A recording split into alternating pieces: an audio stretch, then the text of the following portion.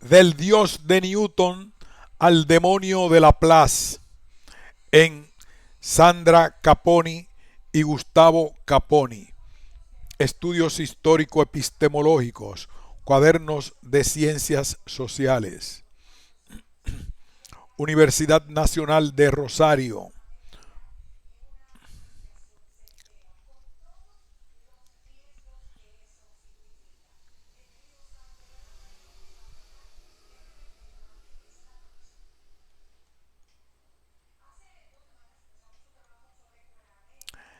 Del dios de Newton al demonio de Laplace. Tres reyes mandan en el póker y no significan nada en el truco. El polemista no es menos convencional. Jorge Luis Borges, Arte de injuriar. Preliminar.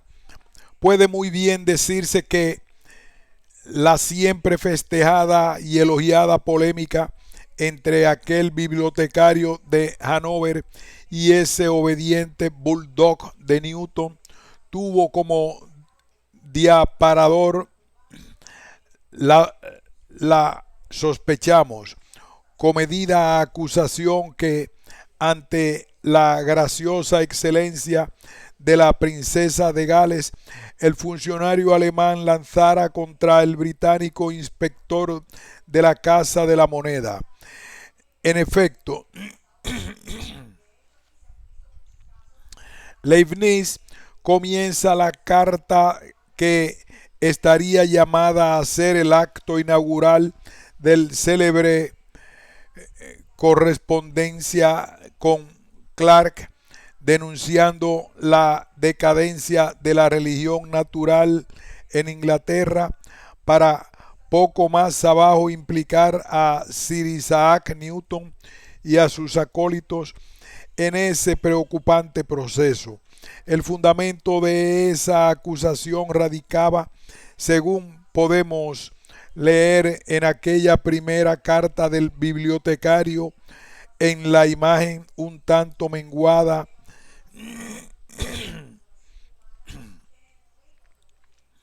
que del poder y el conocimiento de Dios nos daba cierta tesis del campeón de la filosofía experimental.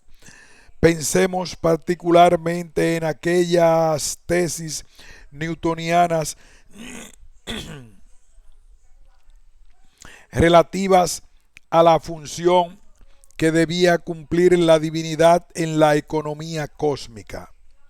En efecto, tales tesis parecían cuestionar la sabiduría y el poder de la divinidad al proponer que ésta debía intervenir de tiempo en tiempo en los asuntos cósmicos para así poder mantener al sistema del mundo en perfecto orden y continuo funcionamiento. El autor de la Teodicea temía que esa imperfección del reloj cósmico sugiriese cierta ineptitud de Dios en el arte de planificar mundos. En aquella carta, Leibniz decía: Monsieur Newton,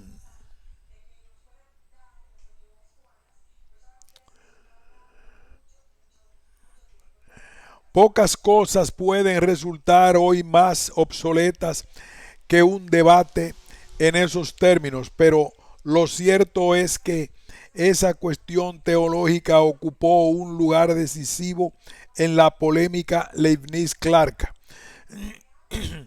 Es que, según queremos mostrar aquí, es en torno a esa cuestión donde se hacía más notorio que lo que estaba en juego era mucho más que la elección entre dos conjuntos alternativos de tesis sobre los entes naturales.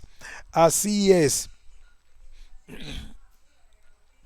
la disputa teológica en la que Leibniz y Clarke insisten muestra que el conflicto entre filósofos experimentales y metafísicos surgía de la oposición entre dos modos diversos de interrogar al ente en general. El racionalista abogaba por sostener a la metafísica en su lugar hegemónico de disciplina rectora. Los newtonianos querían que ese lugar quedase en manos de la ciencia experimental, de un modo que puede resultarnos extraño. Dos disciplinas que actualmente consideramos de distinto nivel competían con lo que podemos denominar un mismo nicho epistemológico, un mismo espacio de verdad. Creemos que la correspondencia de Leibniz-Clarke puede ser leída como la batalla que marca el momento más álgido de la guerra que la metafísica libraba contra la arremetida de la ciencia experimental. En ella, el subversivo Clarke aboga por la independencia de la filosofía experimental respecto de toda metafísica e intenta mostrar que esta vieja comadrona es absolutamente prescindible. Contra semejante pretensión, el conservador bibliotecario esgrimía sus críticas. Su carta más alta era mostrar que esa mera física, sin la asistencia de la metafísica, solo podía conducir a la decadencia de la religión natural, a la muerte del Dios de la razón, y una disciplina que condujese a semejante confusión no podría jamás ser considerada una ciencia autónoma y menos aún fundamental. Comprender el significado y la importancia de esa polémica exige captar el sentido de esa oposición entre las pretensiones hegemónicas de dos disciplinas. Leibniz y la filosofía experimental. Había algo en la filosofía experimental que al bibliotecario le repugnaba de un modo muy claro: su soberbia, o mejor dicho, la soberbia de sus aguerridos cultores, los newtonianos. Es que, según estos últimos, la filosofía experimental merecía las dignidades y derechos de una filosofía primera. No sólo podía desarrollarse con autonomía de toda metafísica, sino que estaba llamada a desplazarla, lejos de conformarse con sostener algún nominalismo proto-humiano, lo que Lakatos llamaría un positivismo agresivo. Lo que Newton y sus seguidores propugnaban era todo un nuevo modo de indagar el orden de las cosas. Para imponerlo, les bastaba con reivindicar para sí dos derechos fundamentales. Uno, poder desoír toda crítica metafísica a sus investigaciones. 2. Poder considerar conocimiento genuino, episteme, a todos aquellos resultados experimentales que, sin ver verdades o principios últimos autoevidentes, y que, sin haber sido derivados de tales principios, hayan sido correctamente inducidos de los fenómenos. Así perfilaban lo que Lakatos llamó positivismo defensivo, una posición epistemológica que inmunizaba los desarrollos de la filosofía experimental contra la censura de los cultores de aquel saber todavía dominante, la metafísica, y que al mismo tiempo garantizaba la nueva disciplina, el espacio para resolver por sí misma sus propios problemas. Y era esa pretendida autonomía la que primeramente escandalizaba al bibliotecario de Hannover. Él, por su parte, no era ni contrario ni ajeno a la investigación física. Más aún, había practicado, no sin cierto éxito, el arte de predecir y describir matemática y mecánicamente los fenómenos materiales, solo que para él esa materia corpórea y extensa no es otra cosa que el modo de manifestarse de aquellas, ahora sí, genuinas realidades inmateriales y pensantes, las mónadas. Por lo tanto, pensaba Leibniz, el único modo de legitimar nuestro conocimiento físico de lo apariencial será construyéndolo en consonancia con y con fundamento en nuestro conocimiento metafísico de lo esencial. Y será ese el reclamo que atravesará toda su correspondencia con Clarke. A la hora de discutir los conceptos newtonianos del espacio y tiempo, de problematizar la gravedad o la existencia del vacío, el filósofo racionalista tendrá en vista una sola cosa: mostrar que los resultados de la filosofía experimental están fundados en errores metafísicos, blandiendo principios metafísicos tales como el de razón suficiente y el de identidad de los indiscernibles. Leibniz procede a cuestionar los resultados científicos. Lo que lo mueve es el deseo de mostrar que los newtonianos, al pretender fundar su saber con independencia de toda metafísica, no estaban haciendo otra cosa que dejar tras de sí preguntas metafísicas mal respondidas. Donde los experimentalistas creían ver un gesto fundacional, el bibliotecario denunciaba una simple infracción.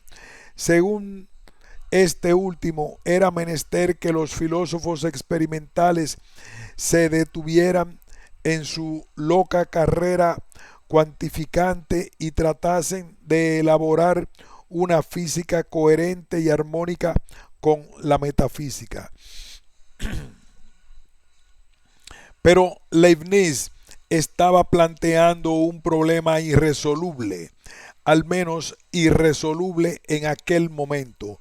Eran los newtonianos heroicos transgresores de la racionalidad metafísica que propugnaban la fundación de un nuevo orden epistemológico, o eran miserables y oportunistas infractores de las reglas que fijaban el único modo de hacer ciencia. Un problema semejante se ha planteado un sinnúmero de veces en nuestro siglo con relación al psicoanálisis. La pregunta es si los seguidores de Freud son meros charlatanes que quieren pontificar sobre lo que les plazca sin que sus afirmaciones sufran el más mínimo control, o son los apóstoles de todo un nuevo modo de interrogar al sujeto de la cultura.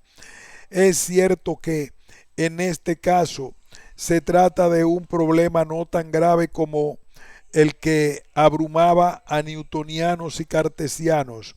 Los psicoanalistas nunca pretendieron desplazar a ciencias hoy tan dominantes como en aquellos días lo era la metafísica. Solo quisieron terminar con cierta desprestigiada psicología y anular las pretensiones de algunos epistemólogos trasnochados, pero nunca se atrevieron ni quisieron, claro, a llamar a silencio a la física. De todos modos, hoy como ayer se está tratando de un conflicto entre conjuntos más o menos difusos de reglas de racionalidad y ayer como hoy se padecía de la falta de un conjunto de metareglas que permitiese emitir algún laudo arbitral.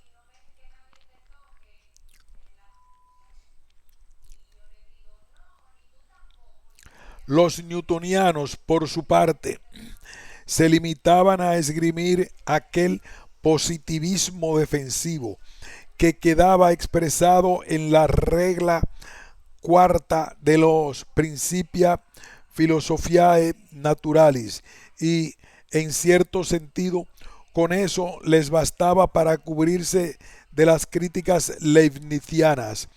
Estas últimas, según aquellos decían, estaban formuladas desde un lugar ilegítimo. La actitud experimentalista podía resumirse así: si la física no respeta a la metafísica, tanto peor para esta. Irreverentes, los newtonianos ya se asumían como subversivos. Se puede pensar que Leibniz estaba perdido. De antemano, los newtonianos se negaban a escuchar sus hipótesis metafísicas. El bibliotecario solo podía acusar a los filósofos experimentales de los pecados que ellos mismos se enorgullecerían de cometer, de desafiar la autoridad de la metafísica y proponer su derrocamiento como filosofía primera.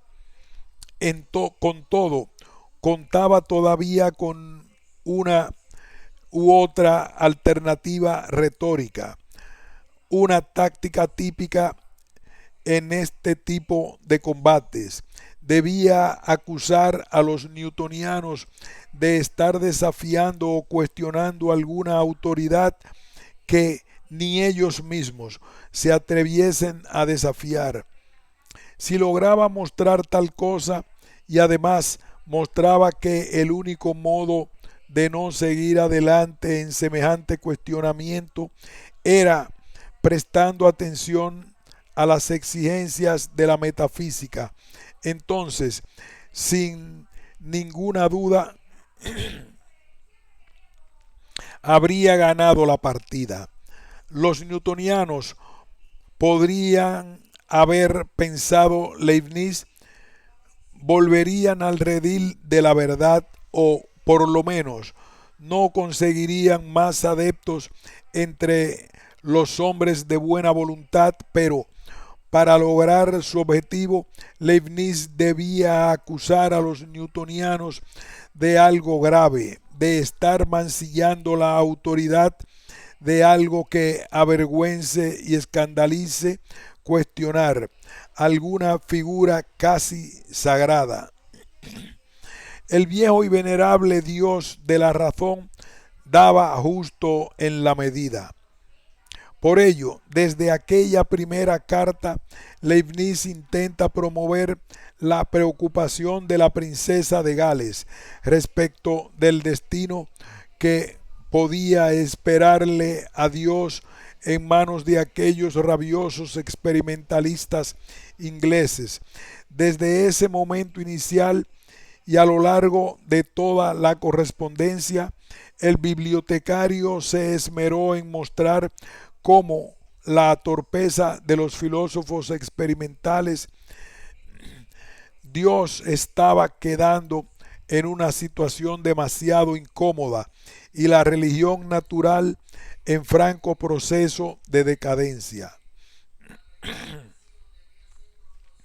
Así, cada vez que Leibniz intenta mostrar cómo ciertos resultados de la filosofía experimental comportan dificultades metafísicas, lo hace comprometiendo a Dios. Y eso no solo ocurre cuando se discute alguna tesis todavía metafísica de los newtonianos, como la relativa a los sensorios divinos, ni se restringe al problema general relativo a la función de Dios en la economía actual del cosmos, problema en el cual nos hemos centrado, sino que Dios también queda involucrado cuando se discuten tesis físicas bien puntuales. En efecto, cuando se discute el problema de la gravedad, la existencia del vacío o de los conceptos de tiempo y espacio absoluto, se lo hace procurando mostrar que el recurso a principios metafísicos, las consecuencias que las soluciones propuestas a tales problemas puedan tener en el ámbito de la teología racional. Se nos dirá que allí Dios es un recurso retórico y no queremos negarlo. Lo que sí queremos es mostrar su importancia y el sentido que tiene el hecho de que ambos contendientes hayan recurrido a él con tanta insistencia y cuidado. En tal sentido, no hemos de perder de vista que en aquel momento la historia de la filosofía que nos está ocupando, el recurso de Dios era un momento importante en la disputa de ideas. Dios era todavía una instancia decisiva a la cual recurrir y en ese orden de cosas una tesis que suponga o conduzca una imagen poco sostenible de la divinidad estaba condenada a perder credibilidad. El hecho de que hoy nos cueste pensar que la problemática teológica pueda ser relevante en un debate sobre la física es algo que tiene que ver en cierta medida con el modo en que el tribunal de la historia del pensamiento laudó en relación al debate entre metafísicos y filósofos experimentales. En efecto, y como Leibniz había sentenciado, el triunfo experimentalista trajo consigo la reina de la religión natural.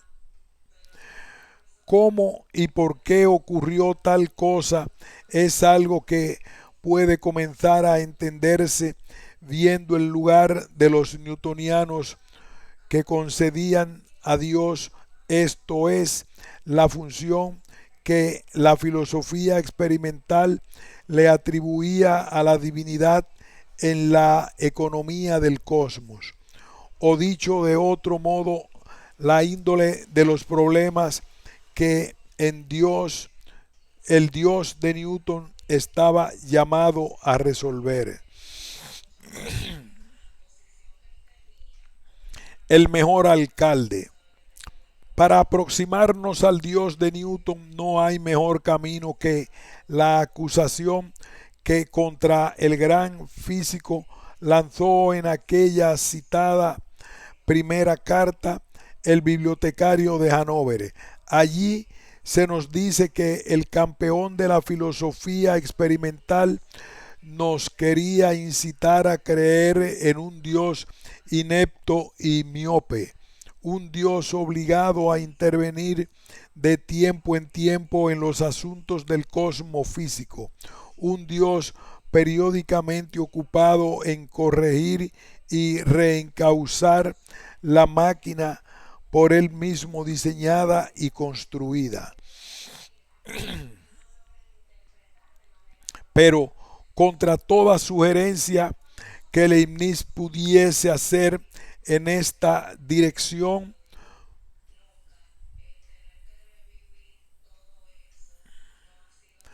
pero contra toda sugerencia que Leibniz pudiese hacer en esta dirección, los newtonianos sostenían que esa necesidad que la máquina cósmica tenía de vez en cuando de ser retocada por su creador, lejos de poner alguna mácula en este, invitaba a su glorificación. Al respecto, Clarke decía: un mundo que no precisa de Dios para funcionar es un mundo que invita al ateísmo, decía Clarke. Si en el presente Dios es indispensable, ¿por qué tenerlo como creador del mundo y no pensar que el cosmos existe desde siempre, huérfano de origen y pleno de autonomía? Pero he aquí que debemos tener cuidado y distinguir dos excepciones del término origen, una como sinónimo de mera génesis y otra como sinónimo de fundamento. En el discurso experimental solo hay lugar para la primera acepción. Y en ese contexto, la afirmación de Clarke es incontestable, pero si origen significa algo así como fundamento, las cosas cambian de un modo radical.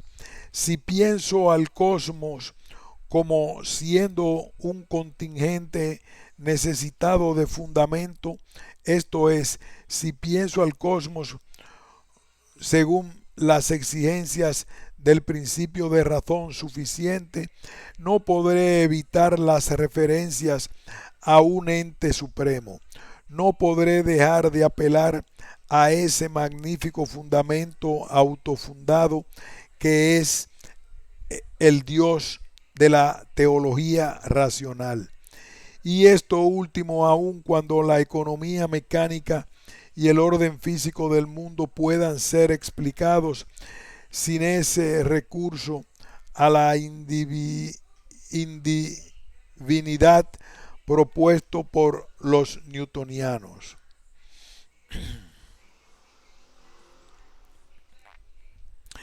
Dentro de su marco conceptual, Clarke podía tener razón. Sin una función física a cumplir, Dios se tornaba un tanto inútil y superfluo. En ese universo vaciado de metafísica, Dios se transformaba en una esencia pronta a ser podada por la navaja de Ockham.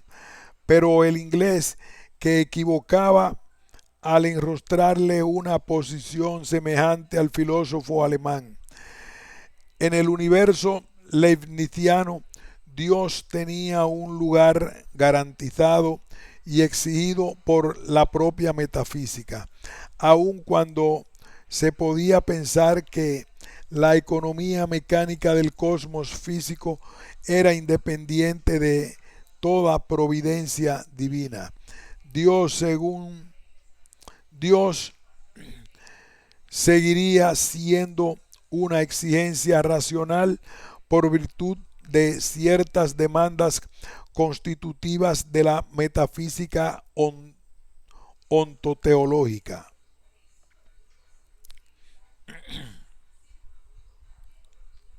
Los newtonianos solo podían apostar a la física, solo podían proteger a Dios otorgándole ciertas tareas en la economía actual del cosmos. Según afirma Alexander en su edición de la correspondencia Leibniz-Clark, se pueden distinguir dos y hasta tres modos en que Dios, según Newton, interviene en el orden físico. En primer lugar, debemos recordar que queda expuesto en la cuestión 28 de la óptica. Así, en medio de lo que no es otra cosa que una versión muy naturalizada del argumento físico-teológico a favor de la existencia de Dios, se nos pide aceptar que la pregunta "What hinder the fixed stars from falling upon one another" no puede tener otra respuesta sino Dios. En cambio, a la cuestión 31, donde hemos de remitirnos para dar con un segundo modo de intervención divina en el sistema del mundo, allí Newton se refiere a ciertas irregularidades que pueden constatarse en las órbitas planetarias causadas por la mutua influencia de los planetas y que, según él mismo asegura, tienden a incrementarse con el paso del tiempo, dado que tal incremento acabaría con el equilibrio del sistema del mundo. Newton sugiere que es menester pensar que periódicas y oportunas intervenciones divinas han retocado algo así y otra cosa más allá, que todo siga igual, para que todo siga igual. Respecto del putativo tercer modo en que ese prudente alcalde interviene en los negocios celestes, hemos de decir que él mismo está apuntando en la polémica que nos ocupa por Leibniz y aceptando por el propio Clark. Se trata de la idea según la cual la cantidad de movimiento existente en el cosmos tiende a disminuir y es función de Dios responderla de tiempo en tiempo. Sabemos de todos modos que el mismo Newton es un poco ambiguo al respecto y no queda claro si concordaría con esa interpretación de su pensamiento. Pero acuerde o no acuerde Newton con eso en particular, lo cierto es que para él el mundo precisa de Dios, según leemos en la ya citada cuestión 31. Newton pensaba que, en efecto, el sistema del mundo es pensado como carente de autonomía. Sus leyes no le bastaban para mantenerse en orden y era necesario el concurso divino para que eso que llamamos cosmos no termine siendo un mero caos. Esa es la función de Dios que tiene en el universo. Por el de los newtonianos suplir de tiempo en tiempo las fallas del sistema del mundo. La filosofía experimental como filosofía primera. Los newtonianos quedan así en una posición de fuerza. Según sus puntos de vista, claro, la filosofía experimental conduce racionalmente, léase experimentalmente, a Dios, es decir, constituye un camino hasta el Dios de la razón. porque muestra que el mundo no podría presentar su forma actual sin un sabio y prudente concurso. Al mismo tiempo, con ese recurso a Dios se podía responder a quienes le recriminaban a la filosofía experimental la imposibilidad de explicar el orden cósmico imperante,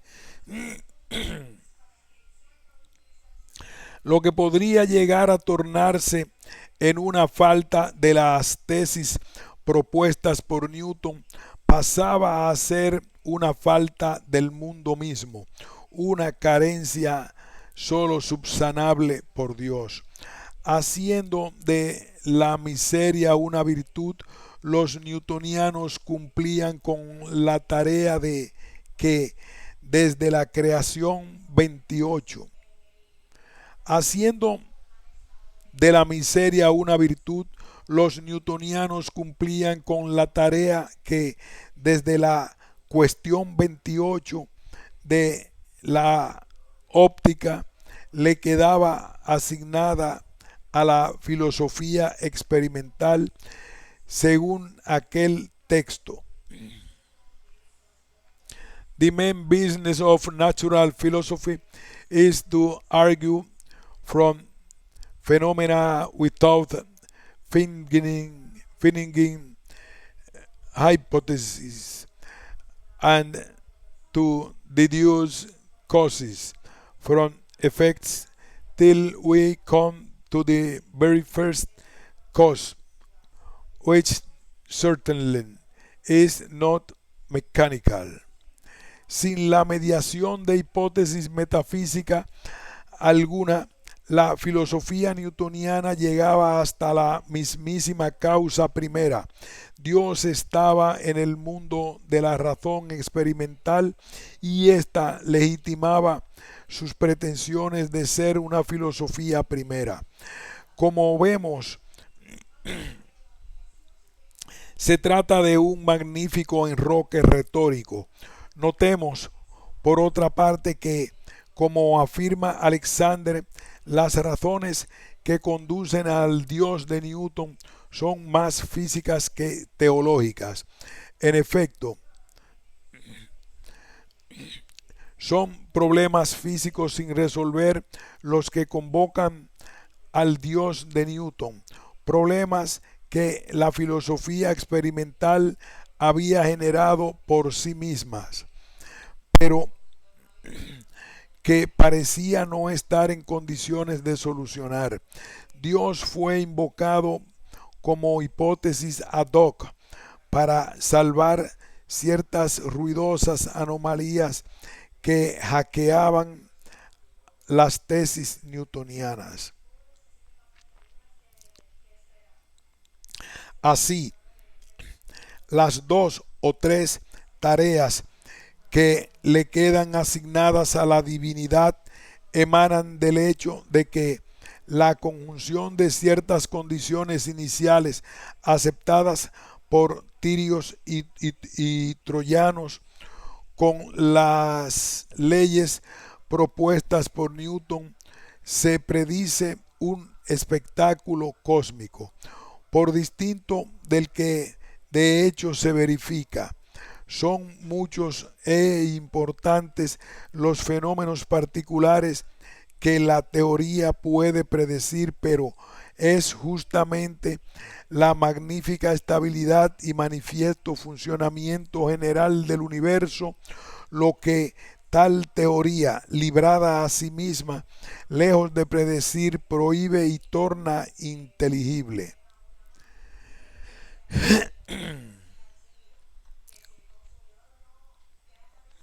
La mecánica newtoniana, sin el auxilio de la hipótesis teológica, en lugar de predecir una sinfonía de movimiento, predice un caos mudo e inmóvil.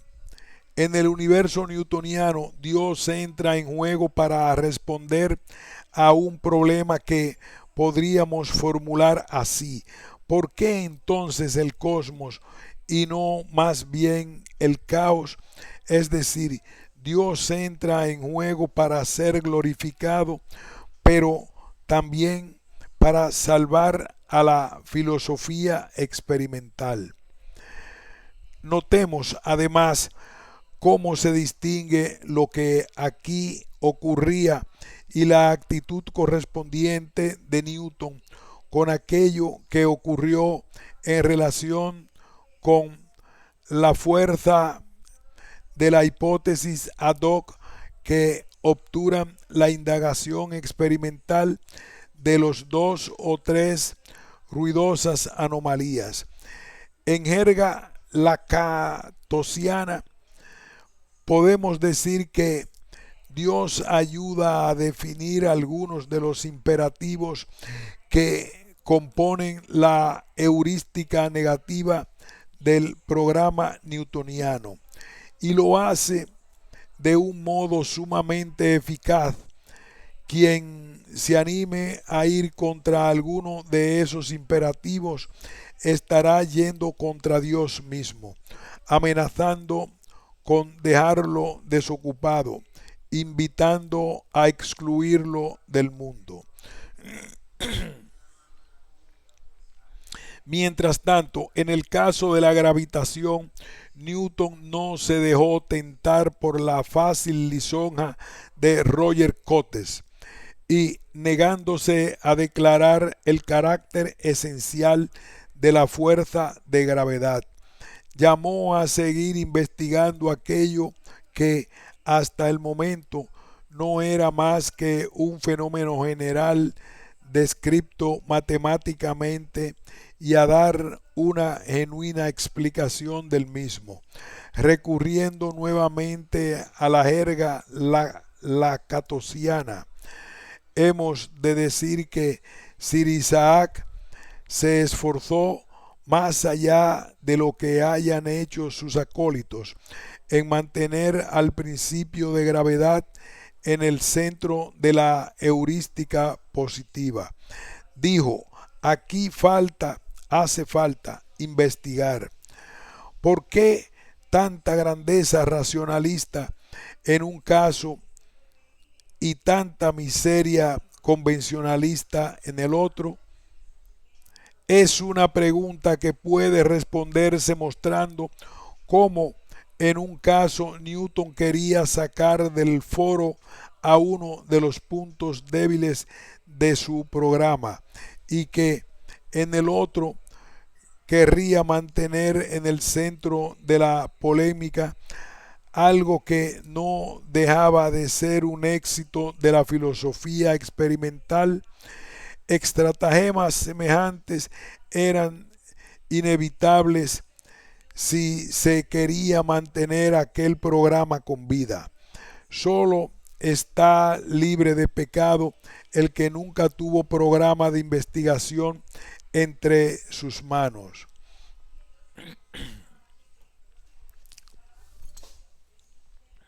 Dios acorralado. La cosa es que a la larga el programa se impuso. El niño promisorio se tornó un adulto fuerte y seguro. La filosofía experimental derrotó a su rival, la metafísica, y se transformó en el modo dominante de interrogar al ente. Lo triste es que a todo esto Dios estaba embutido en la heurística negativa, cuando al fin y al cabo el programa resultó ser más fértil de lo que el propio Newton creía. Ahí comenzaron los problemas para Dios, es decir, ahí comenzó el declinar de la religión natural que Leibniz un tanto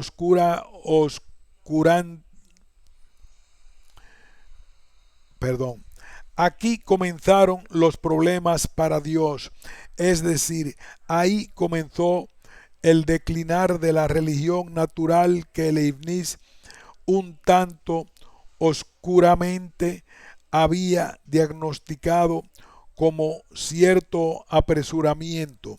Newton creía haber fundado una perfecta simbiosis entre su programa de investigación y la divinidad. Este no solamente protegía a aquel de sus críticos, sino que también, al haberse puesto a su alcance, justificaba la pretensión newtoniana de erigir a la filosofía experimental en una genuina filosofía primera, capaz de prescindir de toda metafísica.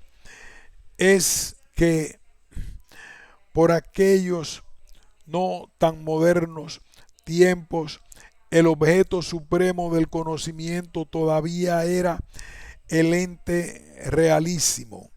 No había nada más allá que él a dónde ir, y la filosofía experimental lo había capturado. Por su parte, la filosofía experimental le aseguraba a Dios un puesto de trabajo en el cosmos, y en aquellos tiempos de inestabilidad eso era invalorable. Pero el piadoso inspector se equivocaba, creyendo colocar a Dios en el tope máximo de su programa, lo dejó exactamente en el medio de su camino. El crecimiento de la física terminaría por arrollarlo, lanzándolo fuera del obsoleto e inútil, ni siquiera en una reliquia, y eso, en el marco de la racionalidad científico-técnica, es algo muy parecido o igual a la muerte. Se puede decir que Newton, al usar a Dios como recurso para resolver un problema físico, lo redujo a una hipótesis supeditada a las reglas del juego experimental, es decir, abolible por virtud de ese temible juego. Pero resaltemos que decimos abolible y no refutable, es que no queremos caer en la monstruosidad epistemológica y por lo tanto el imposible histórico de decir que Newton transformó a Dios en una hipótesis empíricamente testeable que además resultó efectivamente refutada. En realidad, nos basta con afirmar que la existencia de Dios se tornó primero en un límite a ser transgredido y segundo en aquel trasto inservible que hoy conocemos.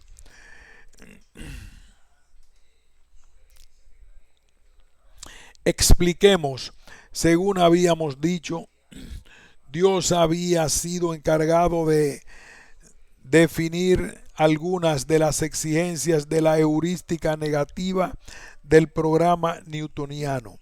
Era una luz cuya función no era iluminar, sino encandilar a quien dirigía la mirada hacia cierta zona problemática de la filosofía experimental.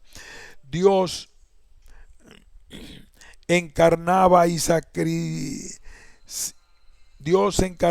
sacralizaba una prohibición, la de formular ciertas preguntas indiscretas.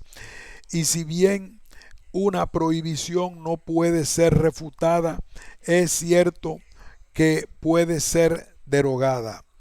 Pero no fueron los críticos del programa newtoniano los que derogaron la prohibición, sino algunos filósofos experimentales post-newtonianos que consiguieron resolver las anomalías que Dios invitaba a olvidar.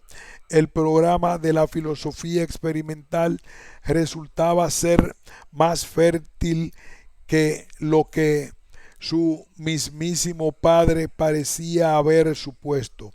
Los problemas que las viejas tesis habían hecho surgir podían ser resueltos por las nuevas hipótesis sin que eso supusiese cuestionamiento alguno de las primeras. Los herederos de Newton ampliaron la heurística positiva del programa y dieron cuenta mecánica y experimentalmente de las regularidades que, según Sir Isaac Newton, solo competía a Dios compensar. La máquina cósmica cobraba perfección y autonomía, pero como Clarke había temido, el Padre Creador proveniente comenzaba a ser olvidado. Como ya señalaba Bort, ese proceso llegó a su culminación cuando Laplace,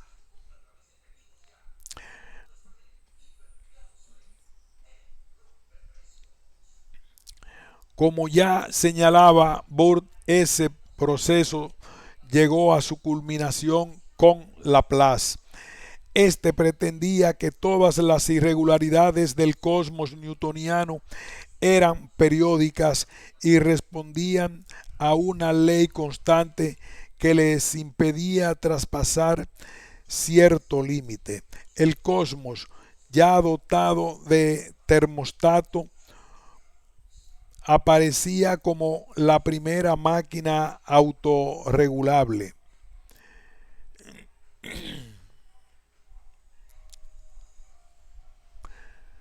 Dios se transformaba en una hipótesis innecesaria y esa prescindibilidad quedaba perfectamente metaforizada por aquel demoníaco supercientífico que Laplace gustaba de imaginar, mientras para Newton el presente del cosmos no alcanzaba a contener su futuro,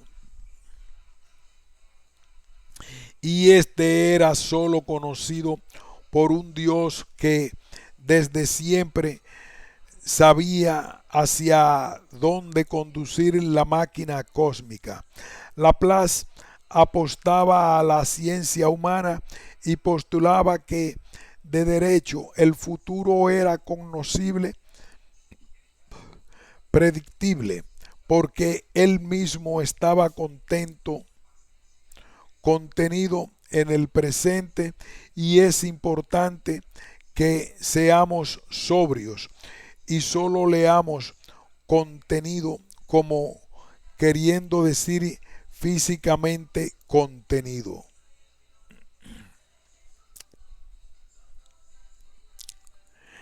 El demonio laplaciano solo aventajaba a los hombres en lo que se refiere a virtudes cognitivas de un modo meramente cuantitativo. Solo tiene acceso a aquello que los científicos por sí mismos tienen acceso, solo que en un grado superlativo. Conoce el futuro y el pasado, pero porque conoce de un modo acabado el presente físico del cosmos, y no porque tenga comunicación directa con Dios. Convengamos que tal cosa era imposible en el cosmos de Newton y Clarke. El resultado de las ecuaciones demoníacas no sólo contradeciría el futuro, sino que tampoco le hubiera compadecido del presente mismo. Es decir, no se alcanzarían para explicar por qué el cosmos y no más el caos. El demonio laplaciano solo prospera donde Dios ya no tiene nada que hacer. Lo que él expresa es el ensanchamiento ya presente y triunfante de la heurística positiva de la filosofía experimental, Ya no hay límites para ella. Nada en el cosmos le es ajeno. Ya no hay más lugar para Dios. Demasiado tarde para las lágrimas. A servir como cláusula defensiva del programa newtoniano, Dios había colaborado con los agentes de su irremisible perdición. Dios sirvió a las pretensiones de la filosofía experimental de ser una filosofía primera, poniéndose a su alcance, y así la protegió de severas críticas motivadas en gravísimas anomalías. Podemos decir que Dios elaboró, podemos decir que Dios colaboró en la conspiración antimetafísica, pero lo importante es resaltar que al hacerlo colaboró con la derogación de aquellas exigencias metafísicas, claro, que lo sostenían como objeto supremo y necesario de conocimiento. Movimiento casi paradójico. Los newtonianos pudieron competirle a los metafísicos en su propio terreno. Estos exigían que una filosofía primera pudiese llegar hasta Dios, y aquellos, mal o bien, mostraron a Dios entre sus trofeos. No solo por eso, pero también por eso consiguieron imponerse a, a enmudecer la metafísica. Los newtonianos exigieron a su programa en filosofía primera, y como ya nadie les exigía lo contrario, se olvidaron de Dios.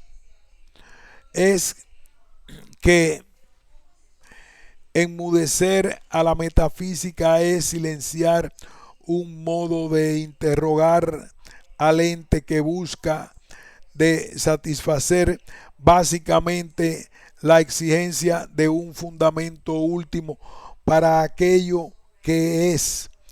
Por razones que no hemos de analizar aquí,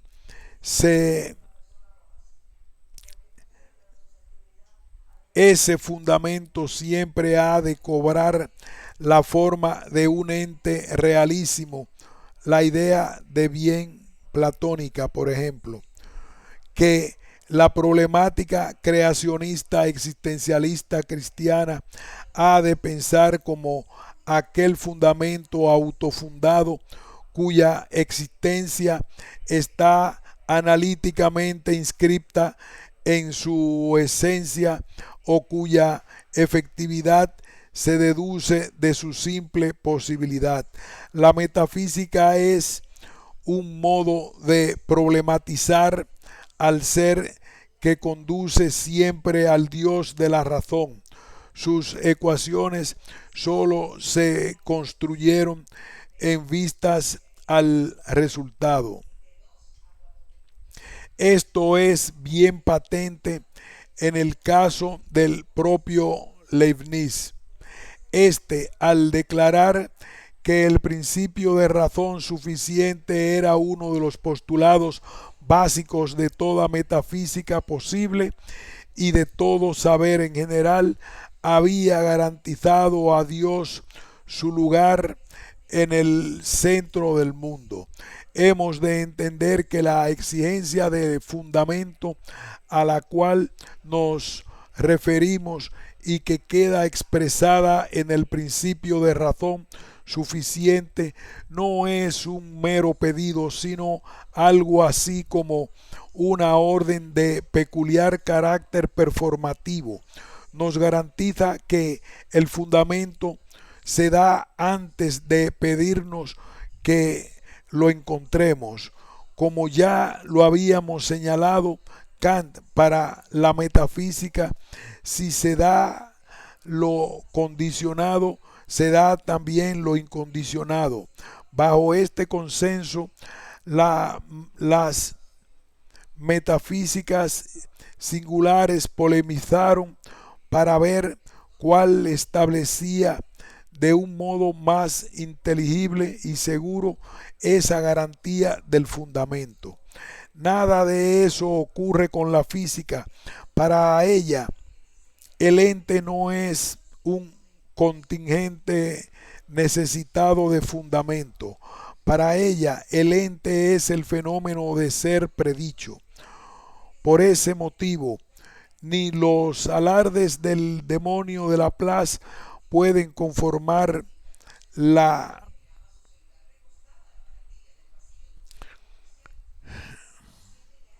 Por ese motivo, ni los alardes del demonio de Laplace pueden conformar al metafísico.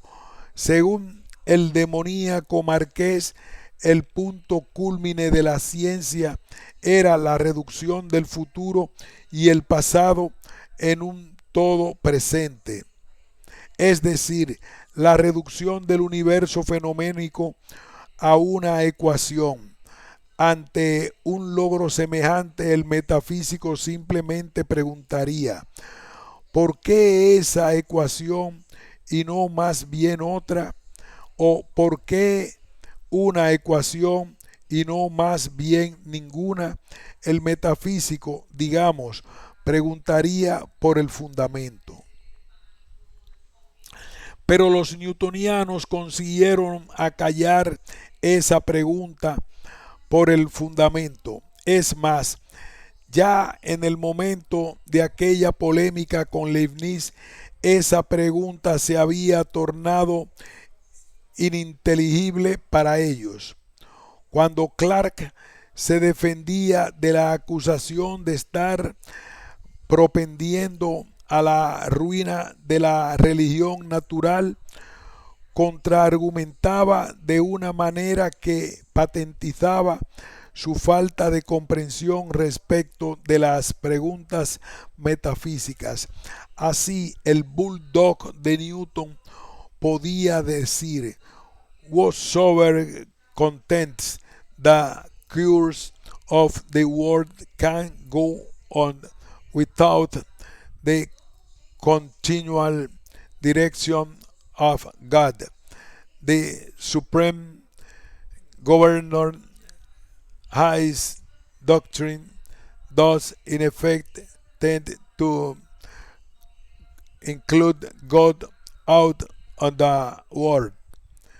De ese modo, Clarke hacía patente que ya había olvidado cuál era el rendimiento definitorio que el ente realísimo tenía en el modo metafísico de interrogar al ente. Como ya dijimos, allí Dios no precisaba de función alguna para tornarse necesario. Desde el inicio lo era por virtud de la exigencia del fundamento de Leibniz, que plasmó en el principio de razón suficiente. La una mera cuestión, siempre ya antes respondida. Clarke, al decir que Dios, para no ser excluido del mundo, necesitaba de alguna función para cumplir en la economía física del cosmos, estaba comenzando a evaluar los derechos de Dios en tal razón, en virtud del orden filosófico que se impondría con la bancarrota de la metafísica y el triunfo de la filosofía experimental. Allí la pregunta por el fundamento no tendría lugar a ser formulada, y la única manera de tener una función para cumplir en el mundo sería ocupar un lugar en una cadena causal, servir en la predicción de algún fenómeno y, en definitiva, ser candidato a término necesario de esa fórmula que resolvería en un todo único presente, pasado y futuro. Pero ocurrió que Dios no resultó un término necesario de aquella ecuación todavía desconocida no era necesario en la predicción del fenómeno alguno y había dejado de ser la Roma de las series causales. Más aún, ninguna llegaba hasta él. El mundo podía funcionar sin su arbitrio y cuando aquel marqués lo arrojó del cosmos físico, ya no tenía lugar metafísico donde ir. Poco, muy poco pudo hacer por él Kant con aquel cargo en el Departamento de Ciencias Morales. Moraleja, pero nada de eso hubiera ocurrido si los filósofos experimentales se hubiesen detenido como Leibniz quería, a formular su física en armonía con la metafísica. Si, en lugar de plantear el conflicto, los newtonianos hubiesen aceptado la tutela de la metafísica, la física habría podido desarrollarse sin entrar en conflicto con la religión natural. Laplace habría contestado a Napoleón que él no necesitaba molestar a Dios para predecir meros fenómenos, pero que habría apurado a aclarar que no podría prescindir de él si de la más profunda e íntima realidad se trataba. Y no existen razones lógicas para que eso no haya podido ser así. La física y la metafísica, como cualquier disciplina teórica, son campos muy aptos para la negociación política, para la salida de compromiso, para el acuerdo espúreo y con reacomodamientos mutuos. Ambas habrían podido armonizar sin cambiar mucho ninguna. Sin embargo, existen razones históricas que impiden semejante concordia. Los críticos más agresivos de aquel incipiente programa de investigación que era la mecánica newtoniana se afirmaron en la metafísica racionalista para lanzar sus críticas y pusieron todo su arsenal de principios en juego para destruir aquel sistema que emergía. Por esta razón, y dado que todo nuevo programa de investigación está en conflicto con los cánones de crítica de su tiempo, los newtonianos se vieron obligados a cuestionar los derechos de la metafísica por sobre la filosofía experimental y a declararle autónomos. De todo lo contrario, la física no hubiese sobrevivido. Es que la arremetida cartesiana no daba lugar a la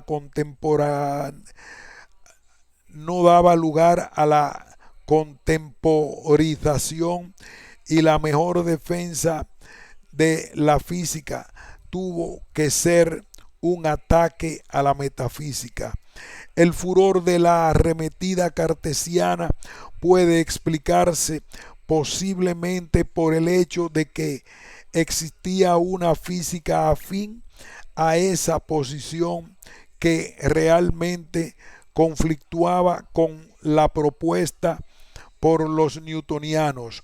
Con todo, no creemos que una explicación de por qué los newtonianos terminaron por imponerse pueda ser dada sin recurrir a una indagación más amplia que seguramente deberá ir más allá de los bordes de la ciencia y la filosofía.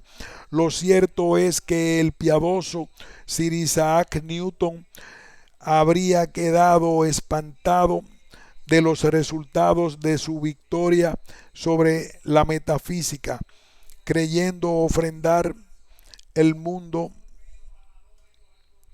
a la sabiduría, la bondad y el poder de Dios.